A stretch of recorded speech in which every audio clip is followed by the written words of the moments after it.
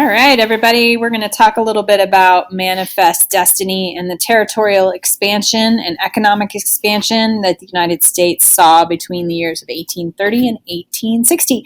This goes with period 5, which is the unit on expansion. So we talked already about how Manifest Destiny was first coined by John O'Sullivan as a term, and it was kind of jumped on after that by other writers and sort of cultural icons.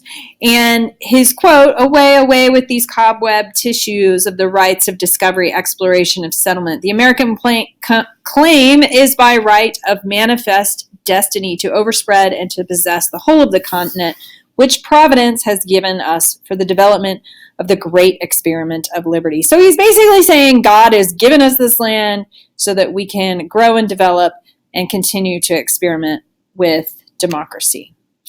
So he saw it as a divine mission, and many people did, to extend U.S. power and civilization across North America. This is driven by intense national pride, nationalism, population increase through immigration, and just through an increase in standard of living. People's children are living longer, and rapid economic development, technological advances, and ideas about reform, which we talked about in Unit 4.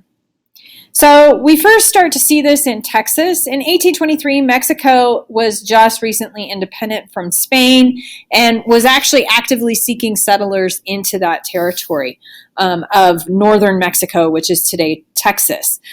Stephen Austin brought about 300 settlers into that Texas territory, and he quickly, those white and black settlers began to outnumber actual Mexicans. So you start to have friction developing, especially as these settlers coming in from Louisiana, and they are primarily seeking plantation space, and they're bringing their slaves with them. Mexico outlaws slavery, and that creates some friction. And then they start to pass laws that require immigrants to convert to Catholicism.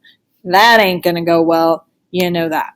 So General Santa Anna declares himself dictator of Mexico and attempts to enforce these laws in Texas. And a group of Americans led by Sam Houston rebels in 1836 and declares themselves an independent nation, independent of Mexico. They were not part of the United States. They were not part of Mexico. Santa Anna leads a Mexican army attack on American citizens who were sort of trapped in a fort at the Alamo. And he essentially kills most of the Americans that are there. Sam Houston then retaliates by catching Mexicans and surprising Santa Anna and actually capturing him and forcing him to sign a treaty that recognizes the independence of Texas north of the Rio Grande. So again, still not an American state or even American territory at this point, but the Mexican government refuses to recognize the treaty. So Houston turns around, because technically he's still an American citizen, and starts to ask and petition the American government to annex Texas. He asked President Andrew Jackson and Van Buren, but they were refusing because there was fear that it would tip the scales in the balance of power in the House of Representatives, because Texas would come in as a slaveholding territory. However, because of the death of so many American citizens at the Alamo, this becomes a rallying cry. Remember the Alamo. And is used in propaganda to get American support for the annexation of Texas. And eventually you will see that happen. All right, so there are Northerners who were opposed to that annexation of Texas because they wanted to allow slavery. This actually splits the Democratic Party at the nominating convention, and the Democrats ultimately nominate James Polk. He's known as the dark horse candidate, and he is absolutely committed to expansion and manifest destiny, and he actually favored the annexation of Texas, Oregon, and California. And of course, we know he wins.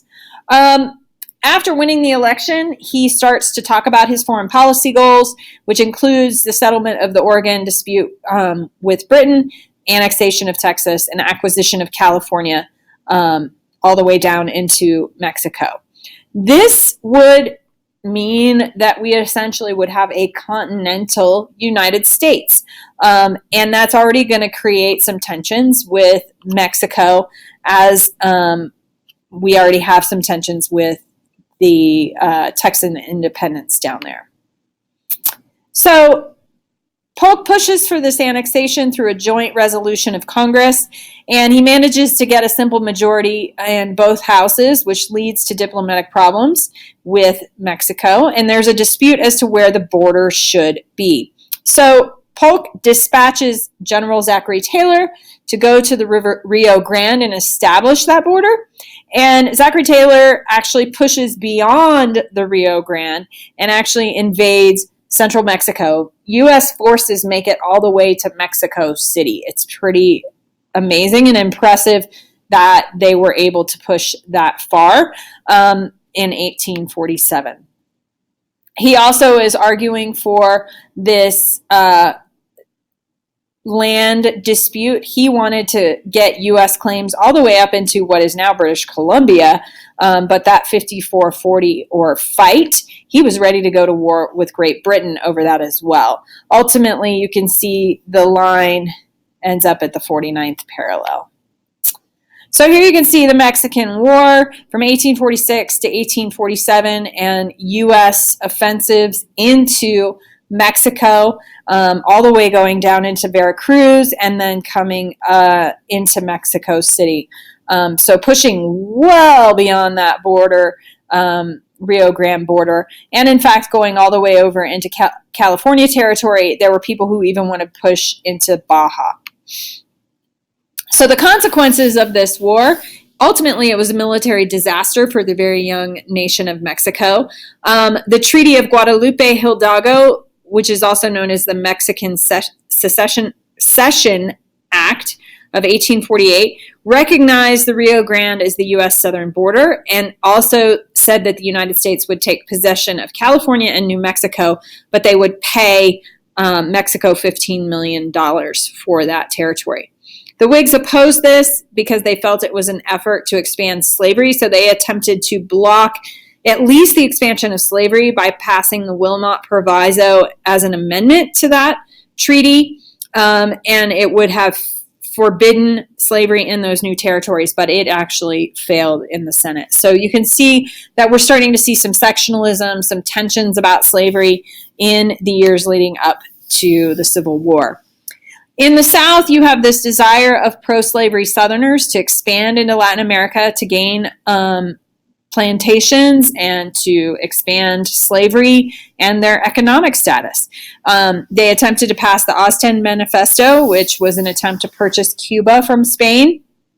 You have the Walker Expedition, which tried to invade and take Baja, and then ultimately you have Congress passing the Gadsden Purchase, which, if we go back, I don't know if it'll let me, yeah, you can see gets this last little sliver from Mexico to get what is now our modern borders. All right, the settlement of Western territories. People are pushing further and further west. We see that as a result of the Homestead Act of 1862 and the Railway Act, which was connecting the continent overland. And you have the gold rush that kicks off in 1849 in Sutter's Mill. So the San Francisco 49ers are named after the miners that headed out to California to mine in those gold fields. Many people were traveling over these overland trails, most famous of which are the Oregon and California trails. You also have the Mormon or Emigrant Trail.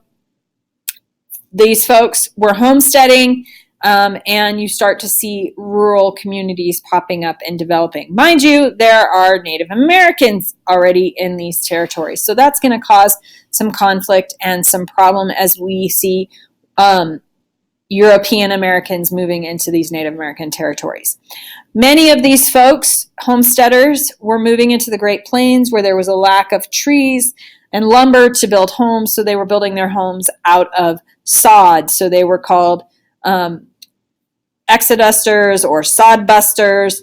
You have miners, and you also have people traveling all the way around the continent of South America to reach San Francisco by boat. With all of this economic development, you see the growth of immigration. And on the West Coast, it is Chinese immigrants are initially moving into mining towns to mine themselves, but then they also start providing services to miners, such as laundry services, food services, etc. On the East Coast, you have large waves of Irish immigrants coming into the country, as well as you're starting to see some more Central and Southern Europeans come in.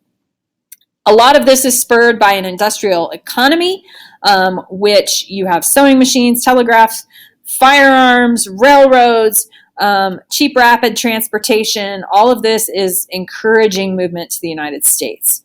Apparently, this is Abraham Lincoln on a steam train. It's hard to say. And the dog, he's so cute. All right, the expansion of the economy included an expansion of foreign commerce. We're now trading and becoming a global international trading partner. We're sending not only agricultural products, but also manufactured goods. We were having regularly scheduled shipping routes, an increase in demand for whale oil.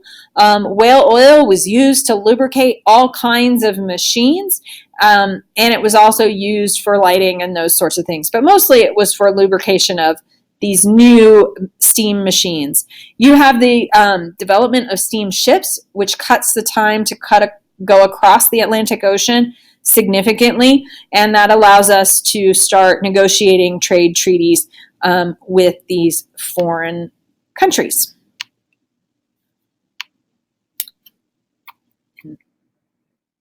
There you have it.